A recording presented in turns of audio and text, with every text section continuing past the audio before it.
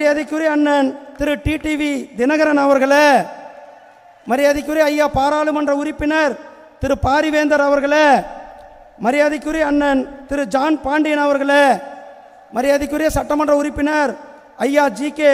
மணி அவர்களே, மரியாதைக்குரிய அண்ணன் தன்னுடைய கட்சியை பாரதிய ஜனதா கட்சியில் இணைத்து நம்மளிடத்தில் செயல்பட்டு கொண்டிருக்கிற மரியாதைக்குரிய அண்ணன் சரத்குமார் அவர்களே, சகோதரர் தேவநாதன் யாவத் அவர்களே, சகோதரர் ரவி பச்சமுத்து அவர்களே, ஐயா தமிழருவி மணியன் அவர்களே, அண்ணன் கே.சி. திருமாறன் அவர்களே, அண்ணன் சகோதரர் கே.கே.